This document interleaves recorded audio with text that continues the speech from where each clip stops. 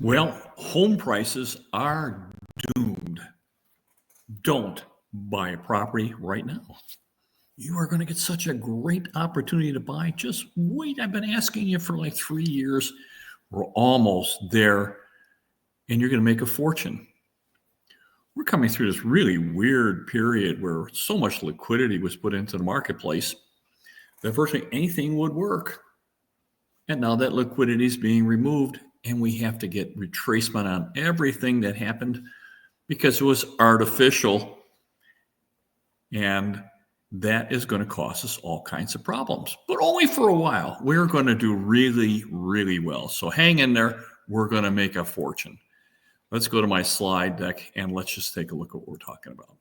Now look at, the last 10 or 15 years, it's just been explosive growth. And, if you're wondering why that is, just look at the Federal Reserve and look at the Treasury and see how much money's been put in. And this doesn't count the state and local that's put all kinds of money in. We probably put in $20 to $25 trillion. And right here, right in front of you, you can see where Janet Yellen put in. Janet Yellen, she was involved in putting over 42% of all debt was put in. This is artificial prosperity. Remember all the stimmy checks?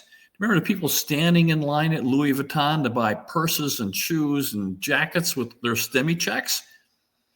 That goosed the economy.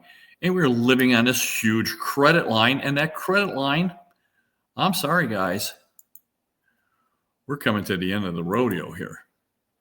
You can see that. You can see Doge. You can see the fact that everybody's talking about, hey, we've got to be careful with the type of money that we have.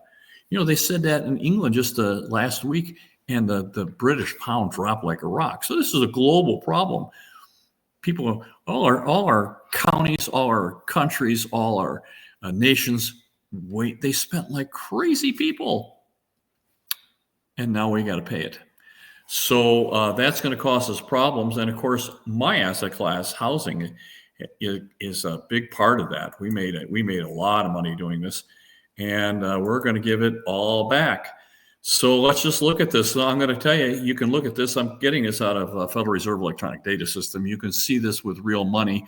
Now, this is just a portion. They put in a lot more money, but you can illustrate this. Just look now, right there. You can see we got the global financial crisis, and Bernanke, who was a student of the great the Depression, he said we got to put more money in. So he put a little bit of money in, and then Yellen took it over from there. Look at the amount of money that they put in. This is just tons and tons. And of course, then they just exploded it out. And now they're trying to take some of this away. So this is where our timing model went off, was right here when we got the peak liquidity. And then they started taking off. It just turned our model right off, right then and there, just right there. But look at all this. All this has to be resolved to the next one. So it's just artificial prosperity. Look, I built this out to 2000. You can see here, and even going through the .com, there wasn't a big liquidity pulse put in.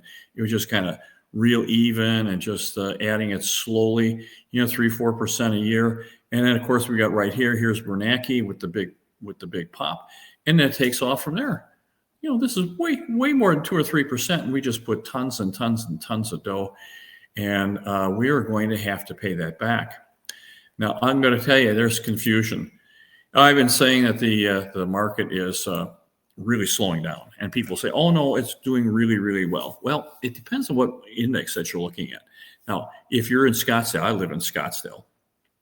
We have a bifurcated market. People in Scottsdale, a lot of them don't pay mortgages. They don't have mortgages. They pay cash for these properties. If they do have a mortgage, they don't care if it's 6 or 7%. If it goes to 8%, they want the property. They can afford it. Not a problem. You get these people coming from California, like the Palisades fire. You can buy a 3,000. You can buy a 4,000 or 5,000 square foot house in Scottsdale on a golf course, gated with roving guards, for like $2.5 million. That's unheard of in California. And we're right next door to California. So a lot of these people coming in. Scottsdale has no trouble, but the affordable home space, that is a completely different story. These people, every dollar counts. And of course, when you start talking that you can rent a property from $1,800 to $2,100, but you can buy one from $2,800 to $3,100, like $1,000 more for the same house. Well, that's where we're at with this. People can't afford to do that, and it's an affordability issue. So we're seeing that. Now, it causes problems. It throws things off. Let me open this up a little bit so you can take a look at this. First off, I don't think this is a real graph. These are really these are identical going up. There's no such thing as small cycles like this in identical. And same with these. These guys are identical. So I'm not quite sure what this is, but this is all over town. They're claiming it's a national association. And it shows that we just keep going to higher and higher prices. In the real world, that's just not what's happening. Now, you can see now, this is Zillow, who uses median home sales. Median sales price in the United States per Zillow is $363,000. And that was a fairly recent, that was May. June's probably coming out, but it's 363,000. It is not 435 by this one. So Zillow and whatever this index is, and of course this would be confusing because people will be looking at going, wow, what is that? I mean, which graph do you want to believe? You own a home, you want to believe that first one because that one's going up, but the real one is not. So let me just continue. I'll show you the graph that we use all the time, and let me open it up so you can see it. And this is where we're following and doing our work off of. So here's Zillow. They use median home price, so we like that. This is here in Phoenix. Now look at this. Showed that this is exactly when our model went off. In June of 2022, our model went off this very month itself. And of course, this shows that Phoenix started at 460,000. That's where they peaked on the median home price. And right now, as of May 31st, like June 1st, it's down to 425. So about an 8 or 9% retracement on that. But look where it came from. Look where it came from. I mean, this is down here to 2019, and you can see right here as it starts to explode. This is going into the accumulation phase, and right here is the explosive phase. So I think we're going to go pretty well down here. I think we're going back to 2019 prices, which would put us in 220, 230. I've done other studies as well. Let me go to my next slide. We can take a look at that. Now, here's the one that we use in my data, in my models. So this is coming from the Federal Reserve electronic data. It's a pretty good source. It's a median sales price of homes sold in the United States. So it's the whole United States. It's in dollars, and it's not seasonally adjusted. So it's not an index. This is actually the sales price. And you can see, now we bottomed Q1 of 2009 at 2084. And 14 years up, and there it is, Q4 of 2022, it peaked at 442.6, has not been exceeded. That was the peak. You know, when it peaks, that means it's not going any higher. This is a hard concept for people. When it peaks, it's not going any higher, and it's coming down.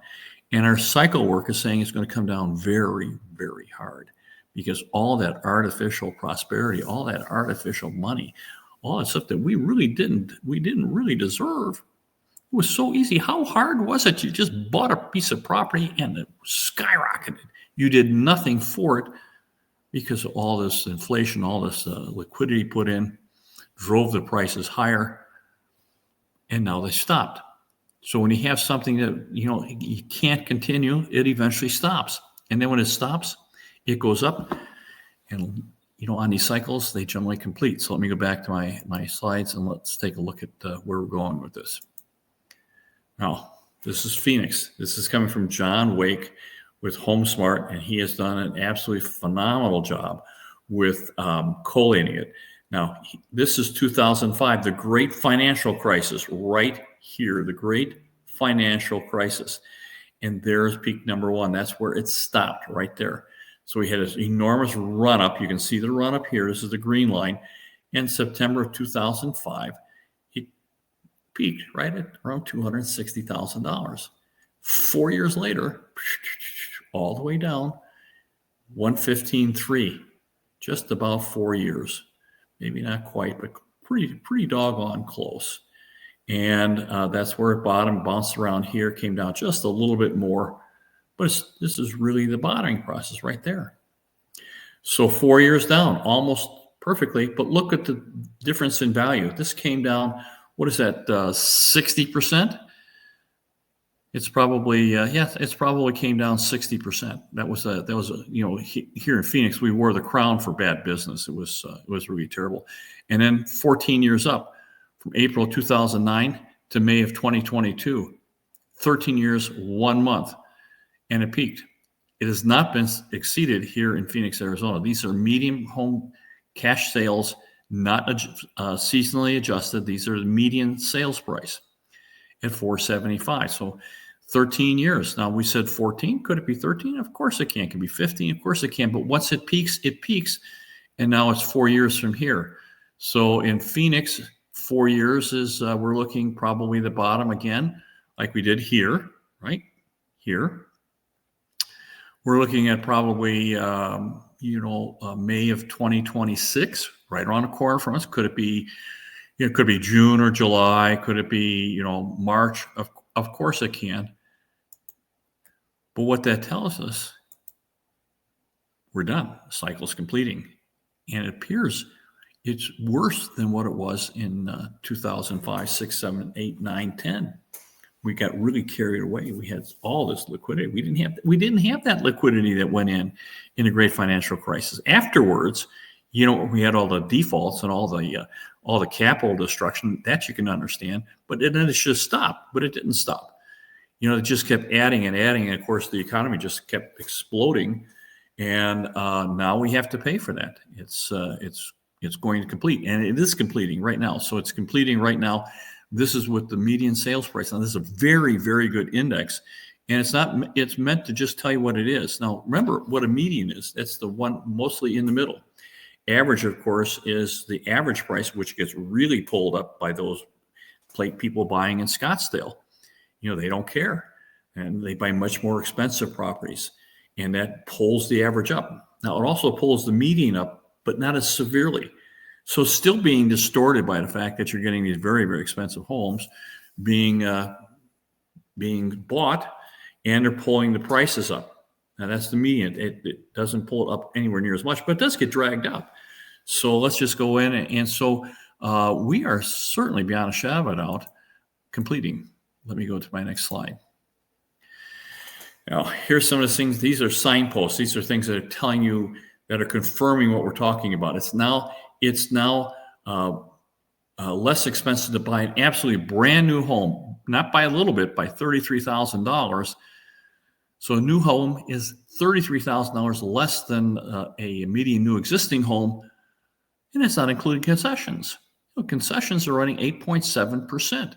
So that would be another $35,000. So a new home is running about $70,000 less than an existing home. And we've talked about this before. Affordability is at an all-time, even worse than the great financial crisis. And this is what we've been talking about. There's a bifurcated marketplace. Upper end, not too terribly concerned and constrained by interest rates at all. But you get down into the affordable homes where our portfolio is at, these people are really, really constrained. They can afford about $1,800 to $2,000 a month. They cannot afford $3,000 a month. In other words, they love to buy a house, but they cannot afford it. So either interest rates come down to next to nothing, which they were, or prices have to come down. History tells us the prices drop like a rock. We get resolution. So let me continue with this, and let's go to the next slide, and let's just take a look at what we're talking about here. Now, we're also looking at new homes. This is another confirmation that new homes, just like they did during the great financial crisis, are peaking. We're just getting more and more and more. It's just creating a big glut on the marketplace. And this does not cover all of them, because what we're hearing is that builders are completing these properties to 95% complete. In other words, within 30 days, they could have it completely done. And then they stop because they don't want to take it off a construction loan onto an NPERM loan, because now, once that property is sitting as a spec, man, the lenders hate that. Lenders just want you to get those things sold. That's why they're so anxious. Builders want to get rid of these properties. they're not concerned about profit. They're concerned about survival here and making sure that they can sell. So if you are going to buy something, because I know when the time is right, we're going to go out and buy a lot of new homes. So talk to us about that. And there's good and bad about that. People don't like getting up at hearing at 4 or 5 o'clock in the morning people framing a house next door. That's not a good thing for a rental. But we get some very good prices. So let me get back on track, and let's just talk about the next slide. Now, Goldman Sachs is saying that 87% of people who are existing homeowners, they have a percentage of 2% less than going rate, which means it's about 4.25%, 4.5%. Well, these guys aren't going anywhere. So we've talked about this in other videos. And if you like my videos, give me a thumbs up and subscribe. That really drives our standings with YouTube. So who's setting the comps? If 87% of the people aren't moving because they've got 4.5% mortgages, who's selling? We've talked about this in other videos. It's the people who have to sell. It's the iBuyers, it's the Wall Street buyers that are selling. They want to get rid of these properties because they're no longer economically as viable as they were. In 20 and 21, home prices were going up. They're making these enormous capital gains.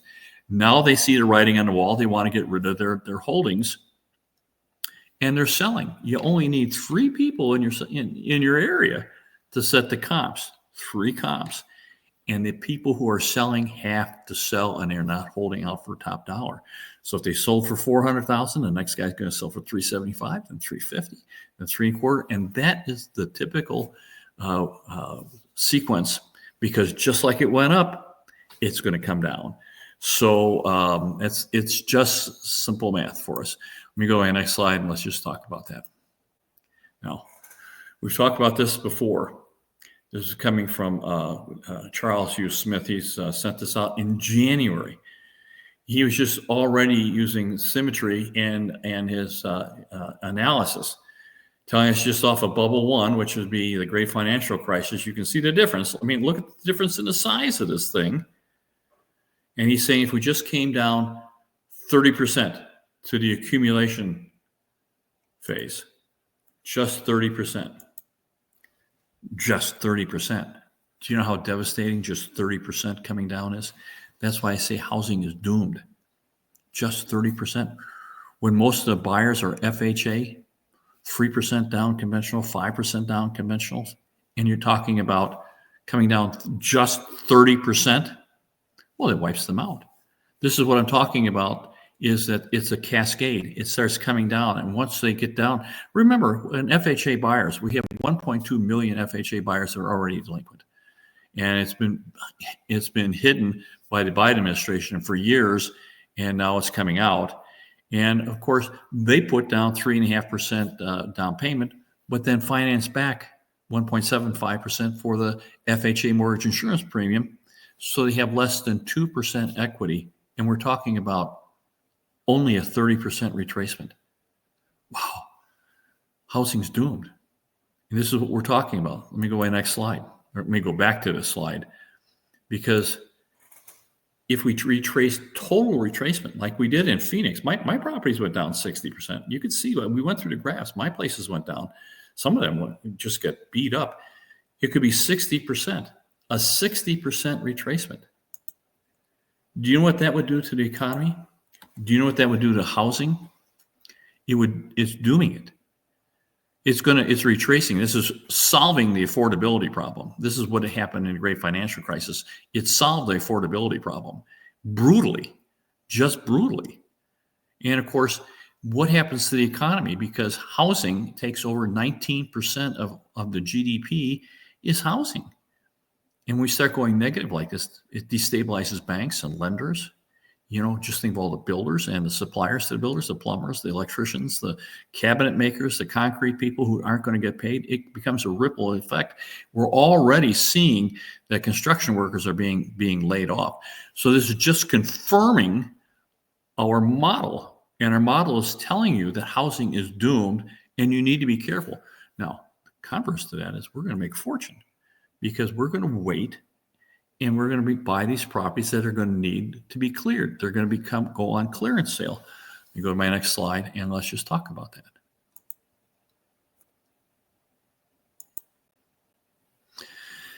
Because we see this already, 1.3 million of these foreclosures, these FHAs are already delinquent. And in the first quarter of 2025, 93,000 were filed for foreclosure. Now in 2024, there were 9. First quarter of 2025, 93,000. Just an enormous difference. So when everything bubble pops, amateurs panic. But when housing crashes, homes won't be sold. We're going to buy them. We're going to steal them. Everything we buy is going to be a steal because we're a pro. We're not going to panic. We're going to buy properties that are in our buy corridors.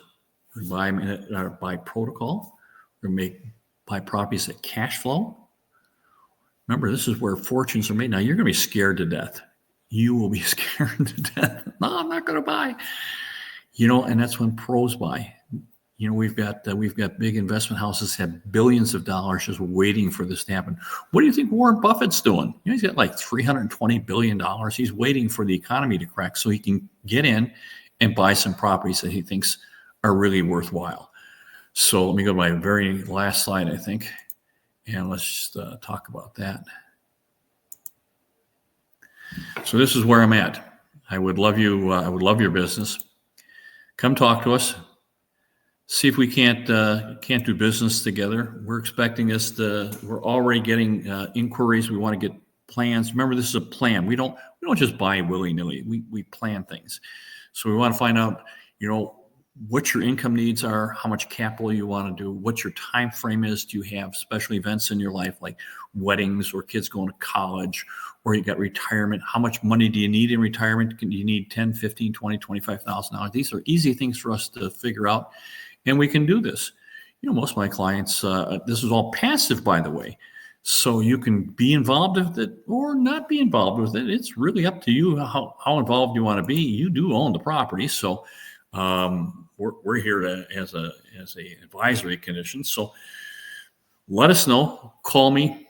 I'm here to help as best I can. We're going to make a fortune. My best to you guys. Bye-bye now.